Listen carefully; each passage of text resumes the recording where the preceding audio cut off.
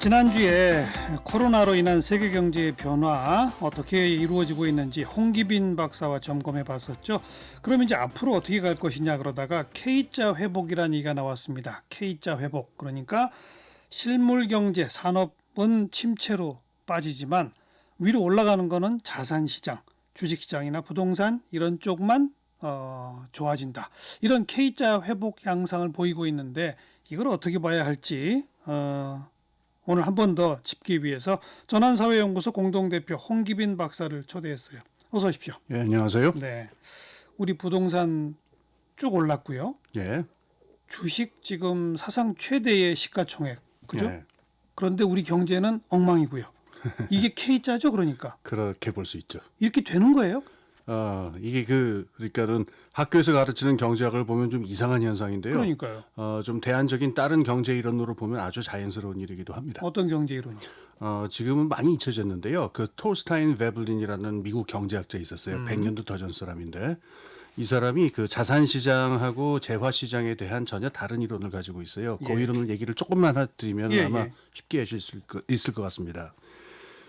지금 대학교에서 가르치는 경제학에서는요, 자산 시장이라고 하는 것이, 그러니까 금융시장, 자산 시장이 실물 시장을 그대로 반영하게 돼 있다. 그렇죠. 그래서 단기적으로는 좀 다른다 하더라도 중장기적으로는 일치하게 함께 가게 돼 있다라고 예. 가르치는데, 예.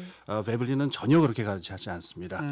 이 두 시장은요, 전혀 다른 종류의 성격이고요. 이 자산 시장이라고 하는 것이 자본주의가 오랜 그 몇백 년 동안 진화하는 과정에서 19세기 말 한 1880년대 정도에 등장을 해가지고 자본주의 전체를 지배하게 된 아주 독특한 종류의 존재다, 이렇게 얘기를 해요. 네. 그래서 자산 시장은 실물 시장, 재화 시장하고 전혀 다를 뿐만 아니라 움직이는 방향도 전혀 다르다, 이렇게 얘기를 했었습니다. 그러니까 실물 경제가 전혀 좋아지지 않아도 예. 주식 시장은 혼자 좋아질 수 있다. 뿐만 아니라 주식 시장이 좋아지는 것 때문에 실물 시장이 그것 때문에 침체로 가는 경우까지 있다, 이렇게까지도 얘기했어요. 100년 전에. 예, 100년 전에. 그걸 사보타지 이론이라고 하는데 뭐 오늘은 시간이 없죠. 근데 아무튼 그런 현상이 지금 벌어지죠, 일단. 그렇죠. 그렇게 미국도 봐야 됩니다. 그렇죠, 미국도. 예, 그렇죠. 미국도 그렇고 전 세계가 다 마찬가지입니다. 그렇다고 그러면 그 자산 시장, 예, 주식 시장이나 부동산 시장이 거기도 나름의 조정 메커니즘이 있을 거 아니에요. 그렇죠. 무한정 오르진 못할 거 아니에요. 바로 이제 그 부분이 이제 바로 지금 상황이랑 딱 직결이 되는 부분인데요.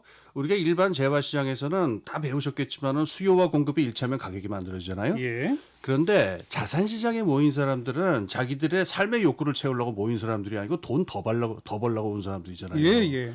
그러니까 여기서의 가격이 만들어지는 메커니즘은 전혀 다르다는 거예요. 그럼 뭐냐?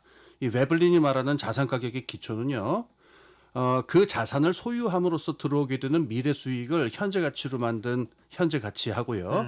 거기에 하나가 더 있습니다. 요소가 그 자산을 소유함으로써 땡겨올 수 있는 자금의 크기예요. 네, 네. 그 두 개를 합쳐서 턴오버라고 합니다. 좀 제가 쉽게 설명을 드릴게요. 우리 주변에 왜 갭 투자하시는 분들 많이 있잖아요. 그렇죠.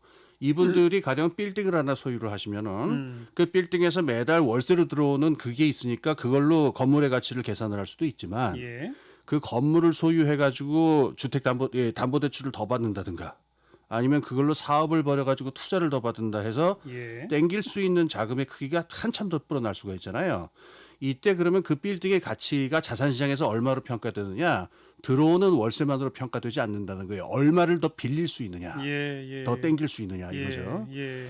여기서 이제 무슨 문제가 들어오냐면은 금융 시스템이나 중앙은행이나 그 시중은행들이 얼마나 금융을 후하게 해주고 있느냐, 그렇죠. 금리가 얼마나 싸냐, 또 은행들이 얼마나 쉽게 돈을 빌려주려고 하느냐에 따라서 돈이 많이 풀리고 그러면은 자산 가격은 계속 위로 올라간다는 거예요. 네, 네. 그래서 이제 재미난 얘기가 우리가 흔히 알고 있는 그 애매한 경제 상식 하나가 돈이 풀리면은 물가가 올라간다라고 생각하시는 분들이 굉장히 많은데 요즘 또 안 그래요. 전혀 반드시 그런 건 전혀 아니거든요. 예. 그런데 지금 말씀드린 그 화폐 수량 방정식이라고 그러는데 이게 웬만큼 진실로 맞아떨어지는 데가 바로 자산 시장이다. 네, 왜냐하면 네. 자산 시장에서는 아까 말한 그 베블린 얘기대로 돈이 많이 풀리고 금리가 내려가면은 땡길 수 있는 자금이 후해지기 때문에 자산 시장 가격 전체가 인플레이션이 나타나게 됩니다. 네. 지금 전 세계적으로 2008년 금융위기 이후에 어마어마한 돈을 풀었죠. 그렇죠. 코로나 이후에 돈을 더 풀었죠. 그렇습니다. 결국 그러면 그거는 이제 정부 돈뿐 아니라 금융도 많이 풀었잖아요. 그렇죠. 결국은 지금 이게 후한 금융이네요. 그렇습니다. 구한금융입니다. 그러면 자산 시장에는 거품이 끼고 있는 거네요. 그거를 거품이라고 말하려면 터져봐야 하는 거고요. 그러니까 안 터질 수도 있다. 그건 모르죠. 터져봐야 알아요. 그거는. 과거 경험에 의하면요. 이런 식으로 돈이 풀렸을 때 예. 자산 시장에 뭐 그거랑 비교할 수 있을까요? 미국에서도 한때 예. 그 뭐 닷컴 버블 이런 거 있었지 않습니까? 예. 그거 한번 꺼졌잖아요. 예. 예. 또 비슷한 일이 벌어지는 거 그런데 아닐까요? 그것도요. 예.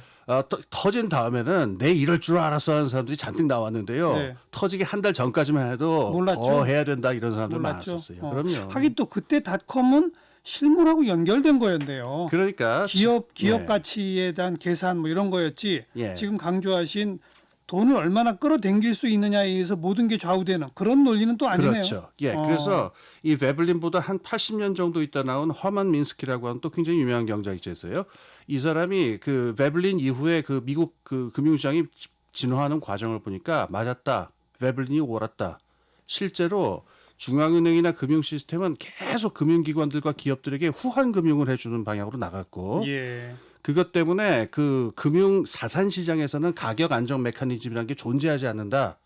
그래서 지금 말씀하신 대로 거품이 터질 때까지 계속 올라가게 돼 있다. 이게 현대 금융 시스템의 불안정성의 문제다. 이런 명제를 제시한 적이 홍 있습니다. 박사도 거기에 동의하세요? 저는 상당히 설득력이 있다고 생각합니다.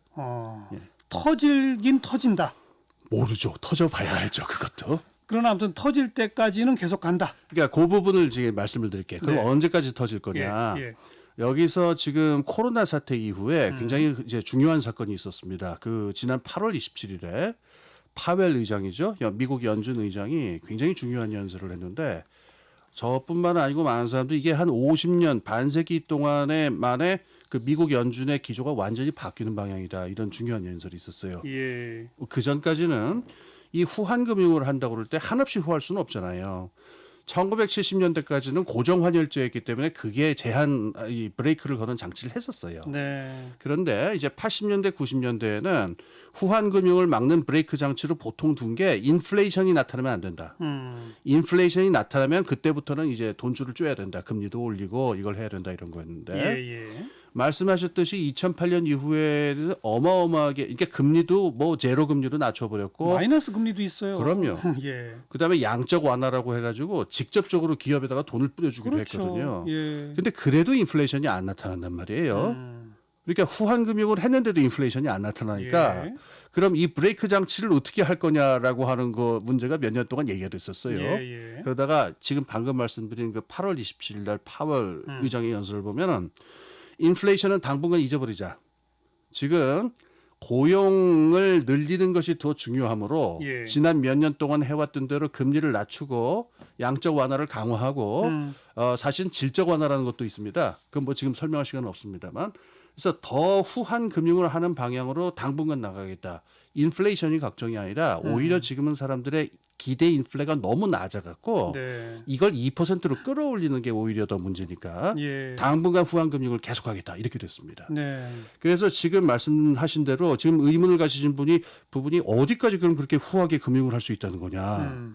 한 10년 전까지만 해도 그래도 어느 정도의 스탠다드는 있었어요. 인플레가 나면 안 된다, 고정환율제다. 근데 지금 코로나 사태가 터진 다음에 아예 노골적으로 명시적으로 더 미국 풀어야 돼, 연준은 더 풀어야 돼. 당분간 네. 연준의 그 기조를 그렇게 하겠다. 그러니까 미국 연준 입장에서도 자산 시장에 이것이 자칫하면 거품으로 치달을 수 있다는 걸 알 거 아니에요. 일단 그런 위험 부담이 있어도 계속 풀 수밖에 없다 이거예요. 그 점이 재밌습니다. 그 문서에 보면은 거품 얘기는 안 나오고 노동 시장에서의 고용률을 높이는 효과가 분명하다. 돈을 풀면은 이상하게 이걸 지적을 하고 있어요. 있대요, 진짜로.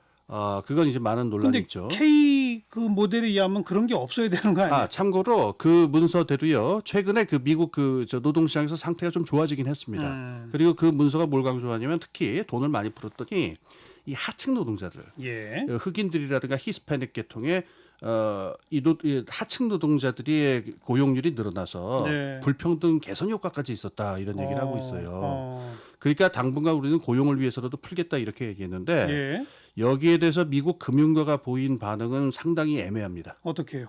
얼마 전에 왜 그 주가 한번 팍 떨어진 적이 있었죠. 네. 그게 이제 그 애매한 그 믹스드 필링이라고 하는 건데 한쪽에서는 이제 돈 더 많이 푼다라고 그러니까 자산 가격이 계속 오르겠구나 하고 기대를 품기도 하는데 많은 관찰자들은 벌써 이 거품 상황에 와 있다. 예. 지금 K자 아까 말씀하신 대로 K자 아래로 너무 안 좋게 가고 있는 상황인데 연준이 지금 돈만 풀겠다라는 얘기를 했지 그 돈이 어떻게 그럼 실물 경제랑 연결이 되고 실질적으로 산업 경제를 살릴 수 있는가에 대해서는 얘기를 안 한 상태에서 돈만 푼다라고 한다면 그 얘기는 안 하지만 어쨌든 고용이 늘었다는 지표는 써먹고 있고 그렇죠. 어떻게 연결되는지 논리는 없고 그런 예, 거예요. 그건 애매합니다. 그게 어떻게 해서 그거를 그래도 올리게 효과를 됐는지. 발휘한 건 아닌가요? 아, 그러니까 그건 입증된 바 없나요? 그러니까 그거야말로 돈을 풀면 고용이 는다. 예. 있을 수 있잖아요. 아, 그렇게 간단하진 않죠. 왜냐하면은 아니 우리나라도 지금 공공 일자리 창출 같은 거 예. 돈을 풀면 예. 단기적으로 일자리가 늘잖아요. 예. 효과가 있지 않습니까? 그건 돈을 어떻게 푸느냐에 달린 건데 바로 이 부분이 지금 핵심적인 쟁점이 됩니다.